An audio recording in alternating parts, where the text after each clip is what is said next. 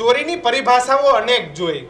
પેલા લોકો તલવાર ધારિયા અને બંદૂકોથી લોકોને લૂંટી જતા અને એવા લોકોને પોલીસ પકડતી. ત્યાં નિયમો, ધારાઓ, કલમો બધું જ લાગુ પડતું.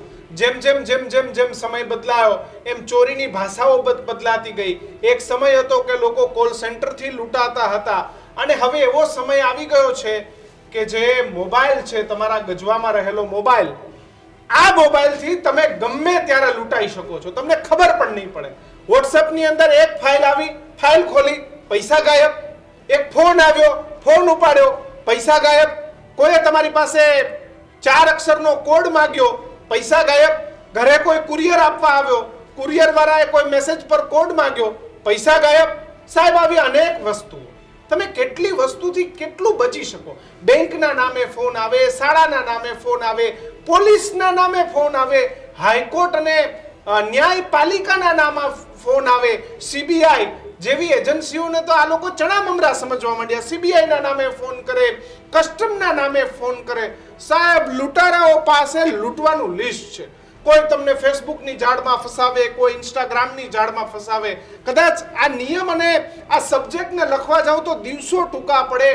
જ્યાં તમારી બુદ્ધિ કામ કરવાનું બંધ કરી દે ત્યાંથી આ સાયબર ગઠિયાઓ વિચારવાનું શરૂ કરે. ક્યાંક તમારી હોસ્પિટલમાંથી ડેટા ચોરીને લાવે, ક્યાંક તમારા બાળકોની શાળાનો ડેટા ચોરીને લાવે. બેન દીકરી મોલમાં શોપિંગ કરવા ગઈ છે અને ત્યાં મોબાઈલ નંબર લખાવ્યો છે. એ મોબાઈલ નંબરના આધારે ફોન કરીને 20% 25%ની લોભામણી જાહેરાત આપે. સાહેબ, એટલું જ નહીં, મારા બેરોજગાર દીકરા દીકરીઓ કે જે નોકરીની શોધમાં છે ને ક્યાંક પોતાનો નંબર લખાવે, એની ખાતામાંથી કેમ 5-25,000 500-5000 કાઢી લેવા. સાહેબ, એટલું જ નહીં, દિવસ રાત મહેનત કરતા મારા ગુજરાતના ખેડૂતો, સાહેબ મારા ગુજરાતના ખેડૂતો, અને એ ખેડૂતો જ્યારે એપીએમસીમાં માલ આપવા જાય ત્યારે એપીએમસી નો ડેટા કાઢી અને મારા ખેડૂતના આખા વર્ષના મહેનતના પૈસા ખાતામાં મગફળી, તેલ, કપાસિયા વેચીને આવ્યા હોય. આ સાયબર માફિયાઓ, સાહેબ આ ચોર છે, આ લૂંટારાઓ છે. ઈશ્વર આવા લોકોને નહીં છોડે.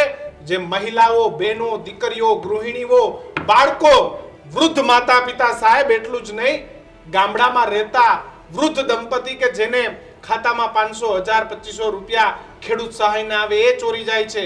સાહેબ, આનથી પણ વિશેષ કહું, વિધવા બહેનોને ખાતામાં સરકારમાંથી આવતા પૈસા ચોરી અને હરામનું ખાનારા આ સાયબર માફિયાઓ, સાહેબ આ અત્યારના આતંકવાદીઓથી પણ બેસ લોકો છે કે જે આપણા દેશને બરબાદ કરવાનું કામ